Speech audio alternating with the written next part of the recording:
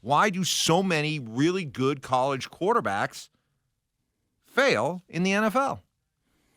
I mean, I think it's, the $64,000 question. I mean, these clubs put millions and millions of dollars into the evaluation process of college players and, college quarterbacks.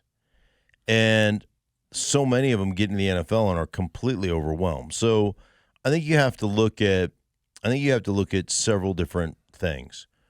One is the mental capacity to be able to absorb the information that you have to be able to absorb in the NFL.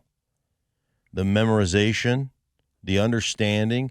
It's not just memorization, but it's the actual understanding. Like, I can memorize a formation, but how do we get to that formation? What are we flipping to that formation? Are we flying to that formation? If we're flying to that formation, the end formation gets mentioned, but I have to start on the opposite side because I'm going to fly. If I'm flying, it trips right nasty. So there's all these different things that you have to think about. You've got to be able to process that. And then when the ball is snapped, you've got to be able to process what the defense is doing. Like, you just have to understand where the receivers are. You have to understand what, from rotation and everything else, what you're getting and where the best place to go with the football is based upon, the play that you've called and based upon what the defense is presenting to you. So there's a lot of mental gymnastics that go into it. And, when I was up at CU, helping out, Pat Shurmur obviously has been an offense coordinator in the NFL at multiple occasions, not just here, but multiple destinations. He's been a head coach in the NFL, multiple destinations. So I was sitting with him having breakfast and just going, just what's the difference? From just a pure volume standpoint of a playbook, what's the difference? He said the college game is probably 50% less than what you're required to know in the NFL, than what we do in the NFL. And so just the sheer volume will overwhelm some cats. And, and some of these guys who are extremely gifted athletes, we want to take in college game, we want to take advantage of that athleticism because we've got a pipeline of 6 other kids that are built like that. So if the kid gets hurt, hey man, that's too bad. But we'll put him in harm's way because we got 6 other kids that can do that. And so what we don't want to do is limit his creativity. So some kids are even further behind when they get to the NFL because we're not asking him to know anything. So there is this, it's interesting, Mike, because there's been this flip of how things operate, where the NFL used to influence college, that influenced high school, that, influenced, now it's the 7-on-7 leagues influencing high school, influencing college, and college influencing more of the NFL to a degree, but still it's been a trickle-up theory as opposed to a trickle-down theory, and so you're not producing, you're producing great athletes, but you're not necessarily producing, guys who really understand the global aspect of the game. Well, let's hope Bo can buck those odds because while it's great to hear what Kyle Whittingham said about him, I'm sure I can go back and find plenty of quotes of other quarterbacks coming out of college. Sure. Had similar things said about them, and it never amounted to much of a career. So let's hope he is the outlier. What to make of Jamal Murray not signing his contract extension yet? You've seen other players have already signed theirs. Jason Tatum got his, LeBron, Donovan Mitchell. So why hasn't it been done yet? He's got 1 year left on his deal. Reportedly, the Nuggets have offered him a 4-year, $200 million plus contract.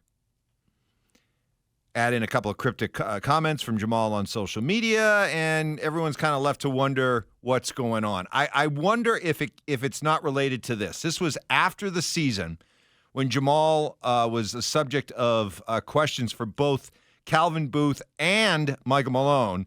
Here's what Booth said. Jamal's in shape and in condition. He's a totally different beast. You know, he obviously wore down a little bit into the playoffs. Anthony Edwards is maybe the best on-ball defender in the NBA. He was going to have to be in condition to get off the ball, move around a lot more, and run him around. I don't know if playing since last June, coming off the ACL, some of the soft tissue injuries he had, if he was in condition to do that in the series. So something to investigate going forward. Now, as far as if that offer has been made, it's some conflicting reports about whether or not the offer is truly been made. Brian Windhorst has said that the offer's been made. He's also brought up, hey, this is a story keep an eye on. Why hasn't Jamal agreed to that contract extension yet? Take me inside the head of an athlete here. Is that the kind of comment there from Calvin Booth that could hurt a player's feelings enough that even with a contract offer of over $200 million on the table, that's something that needs to be smoothed over? Yes. Really? Oh, yeah. Why? Because there's a way you address things like that, and there's a way you don't address things like that with your players. And to intimate that he wasn't in shape when he's busting his ass and he's got some injuries and he's had the ACL and he's had some things happen, and you're going to say in front of a, live national television audience, well, he wasn't in condition to take on Anthony Edwards. Like, if you want to get behind closed doors and tell me that I'm not in shape, or you want to tell me that I didn't perform like I should have performed, but you're out there busting your ass and you're playing and you have legitimate injuries and you're doing that, and then they come out and basically float the idea that you weren't in shape, that would piss me off. All the times I played hurt over the course of my career.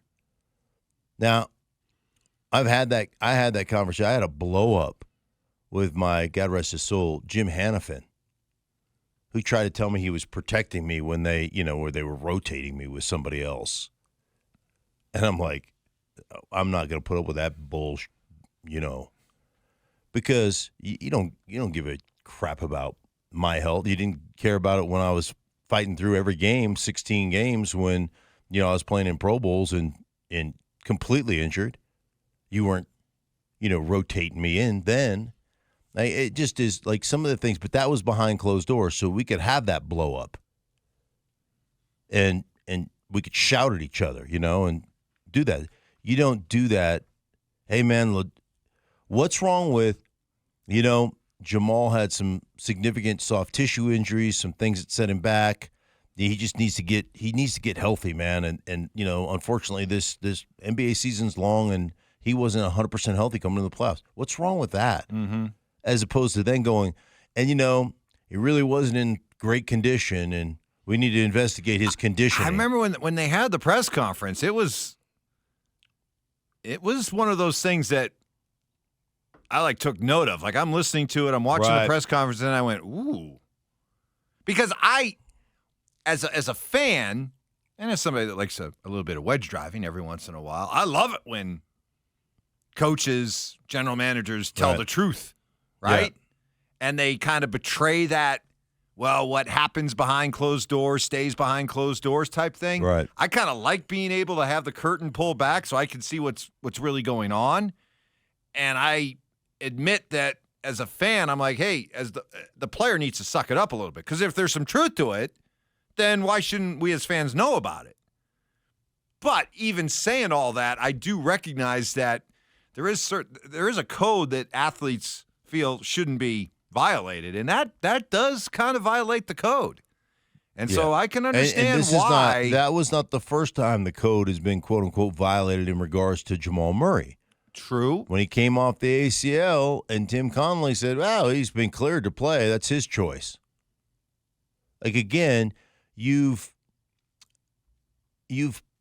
painted him in an unfavorable color, just an unfavorable fashion on 2 different occasions. And that definitely will piss a guy off, especially when he has been playing hurt.